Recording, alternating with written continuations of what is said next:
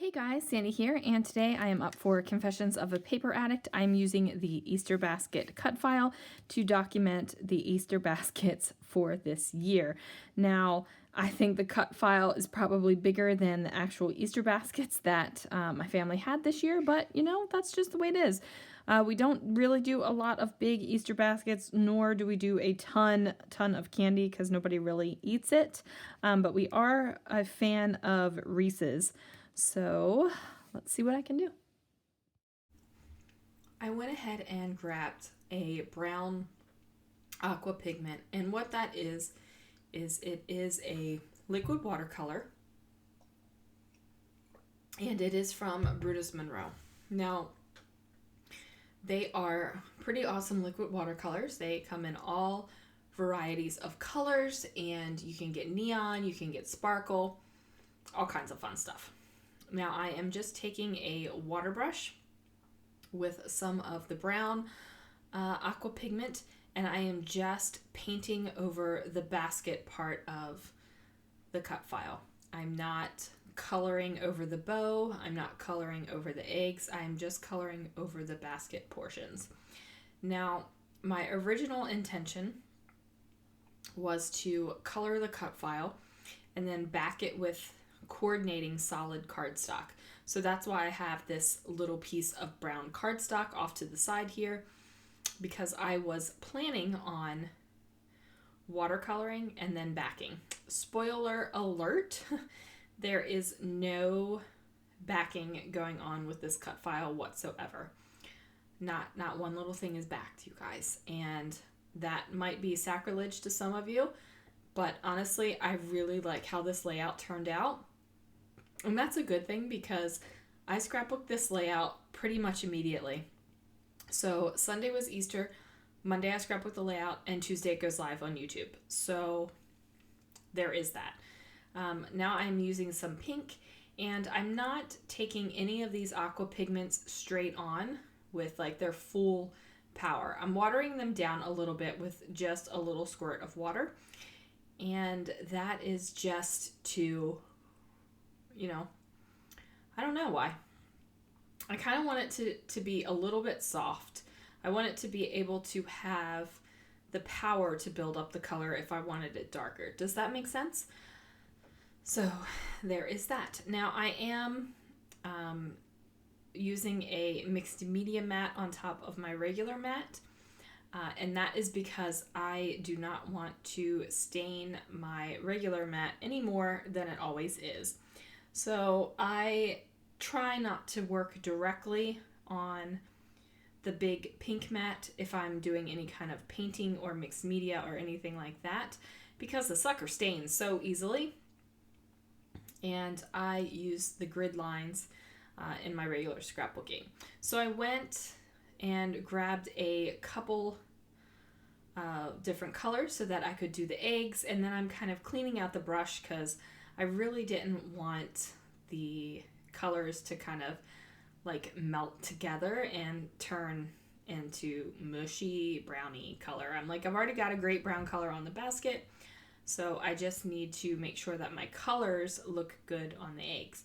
So this one is green, and I'm like, guys, I really like how this turned out, like a whole bunch. So I take some blue violet and I mix it in with whatever I had left of the pink, and then I'm just going to paint on this egg as well. Look at that. It is so beautiful. Like, I just love this so much. I just love it so much. I can't even. So yeah, so this year I did not get an Easter basket, and that is okay. So growing up, my husband never had Easter baskets. He never had stockings. He never had any of that kind of thing. So when he married me, he was in for a whole new world of things. I let him know that I expected a stocking, but Easter baskets, some years I get one and some years I don't, and I'm completely okay with that. Basically, I share the candy that goes in his Easter basket, so there is that. And that's okay, because we really aren't huge candy people anyway, and I'm not one to subscribe to the Easter is like a second Christmas. If you are, more power to you. You fill those baskets to the brim and overflowing if you want to. It's just not something that we decided was going to be the way we did for our family. Most of the time the baskets are super small. This year they were little dollar baskets from Target, and it's just a few little candies and one little trinket toy. So nothing huge. It just isn't. We always did hide Easter eggs though, and this year I did make my 17-year-old wake up and find the Easter eggs that I had hidden throughout the house. If my other kids were here, my 19-year-old and my almost 21-year-old, I would have made them find the eggs as well, because it's a lot of fun. So I do touch up the cut file with my heat gun, and I make a mistake, and look at that. Doesn't that look so cool popped up against a white background? Oh, I love it so much. This is where I'm kind of just like looking at it and thinking, yeah, I'm not going to back this. Like, this is awesome. So totally not going to back this. So this is where I do make a mistake though. I did not dry the cut file completely. So I do kind of tear it and kind of mangle it a little bit in a couple places, and I kind of put it back together. But it's not so terrible that I feel like I have to redo the cut file. It's not like I destroyed it. There have been times where I've destroyed things and I'm like, cripes. Like, yes, I gotta redo this, but in this case, I didn't think I needed to. I did want to bring in some of the spring colors though, so I went ahead and trimmed down my white cardstock and placed it on this floral paper from the Dear Lizzie She's Magic paper pad. I picked that up at Tuesday morning. I did not want the She's Magic collection until I saw it live and in person of my friend Sharon, and she had the collection, and I was like, oh, I want it. Because, you know, some things just don't show up well over the internet, and you don't really think you want them. But once I saw it in person, wanted it. So this is a 4x6 card, and I'm not going to use it as the card as it is intended. I am going to use it as my photo mat, so I just trimmed down my photo 1/4 inch on each side. This is where I screw up. I put the adhesive on, and I'm like, oh, it's still too wet to use that kind of adhesive. So I place it down, and I'm like, oh man. I go ahead and use a little bit of my, what is this? Nuvo Deluxe adhesive. And then I think I've put the little hole where the bow is upside down, but I've already put glue on it, so I'm not worried about it. I'm just making it happen. And then I'm going to layer my photo over top of the basket. I am going to pop it up on a little fun foam. And who knew I would be a fun foam convert? And I mean, let's be honest, the only reason why I am a convert is because of my friend Crystal from Pineapple Papers. She sent me the fun foam, so that's really the only reason why I am a convert. I am one of those people that just won't go out on their own and buy the fun foam. I don't know why, guys. I don't know. I pull out my boxes or my box of floral die cuts, and I'm just trying to find some colors and some flowers that don't have white around them. I believe these are from Paige Evans' Horizon collection, I want to say. If I have that wrong, I apologize, but that's the collection I think it's from. And I'm just trying to figure out where I can put them down. So, while I am figuring out where the florals need to go and which pop dots I need to use to pop them up, please make sure that you are checking out the Confessions of a Paper Addict Facebook group. We just celebrated our first birthday over there, so we had a month-long celebration back in March for the entire month. That's usually what a month-long means.